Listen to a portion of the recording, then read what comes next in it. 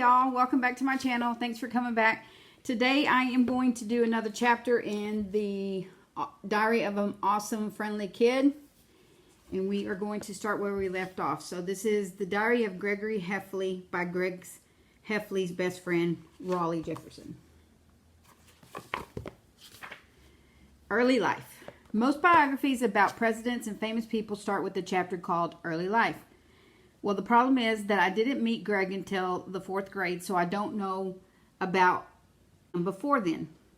I've seen a few photos hanging in the wall in Greg's house, and from what I can tell, he was a regular baby. And if he did anything important when he was little, you really can't tell from the pictures. Anyway, fast forward to right before the start of 4th grade, and now this biography is going to be more detailed. We used to live in a whole different state, but then my dad got a job and we had to move. My family bought a new house at the top of Surrey Street and we moved in over summer. The first few days I didn't leave the house because I was scared about being in a new place. I know you're probably wondering, well, when is he going to meet Greg? But just wait, because I'm getting to that part. My mom said maybe I should try to make some friends, and she even bought me a new book called How to Make Friends in New Places to help me do it. The book had all kinds of things like knock-knock jokes to help a kid like me meet new people, but the trick in the book didn't really work on Greg. Knock-knock. Hey, I said knock-knock. Did you hear me? I said knock-knock. Mom, there's some weird kid at the door. Luckily, me and Greg became friends anyway.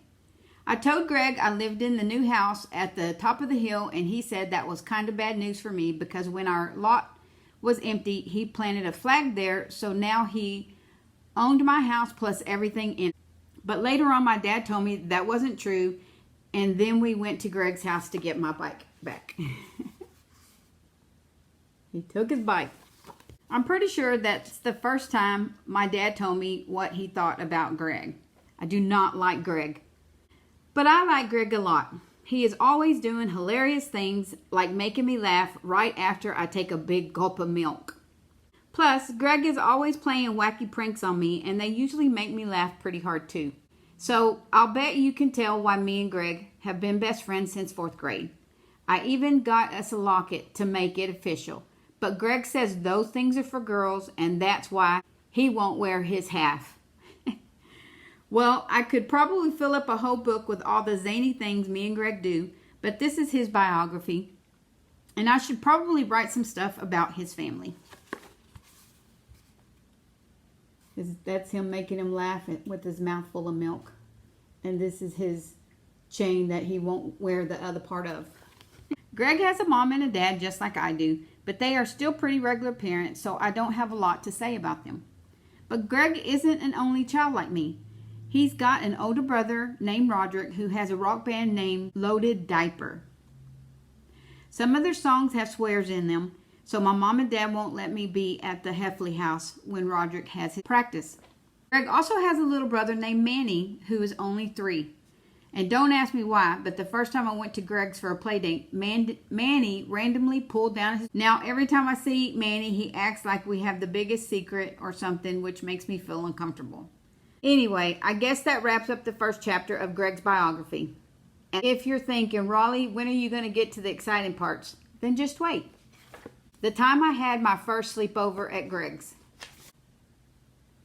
It's a rock band.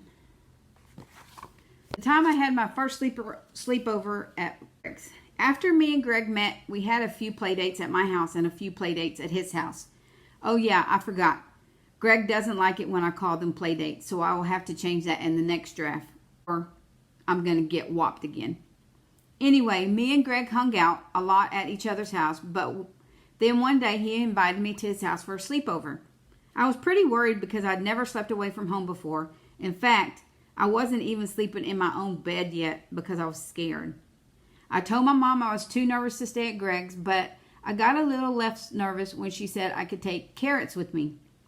When I got to Greg's, we played in his room for a while, but at 9 o'clock, Miss Heffley said, "It's time to go to bed," and she said we had to sleep in the basement. Now I was super nervous because I think basements are really creepy. So this is carrot. It's not really a carrot. That's carrot. As soon as Miss Heffley turned the lights off, Greg said he needed to tell me something important. He told me there's a half man, half goat that lives in the woods in our neighborhood. So I probably shouldn't go outside alone at night. I was not happy to hear that news. I was not happy to hear the news, and I really wish someone had told my parents about this goat guy before we moved into the neighborhood. Anyway, the goat thing totally got me spooked, so I hid it under the covers. But I think Greg got pretty spooked too because he crawled under with me. Then all of a sudden, there was a crazy noise right outside the window, and it sounded exactly like a half man, half goat would outside. Me and Greg didn't want to get eaten by this goat, so we got out of there as fast as we could. But we almost died anyway because we trampled each other running up the stairs. We locked ourselves in the laundry room so the goat man couldn't get us. But that's when we found out it wasn't the goat guy at all. It was just Greg's brother, Roderick, playing a trick on us. Okay, this next part is embarrassing, but since it's a biography, I've got to tell the whole truth. I wet my pants when we were in the basement and heard the noise outside. Miss Heffley gave me an extra pair of Greg's underwear, but they were too small. So my dad had to come get me and bring me home in the middle of the night. It was a long time before I was allowed to go to Greg's for another sleepover. But that was a much longer story, and I'm not even sure there's room for that in this book. So we're going to stop there, and I will be back to continue reading. I hope you have a good day, and I will see you when I see you.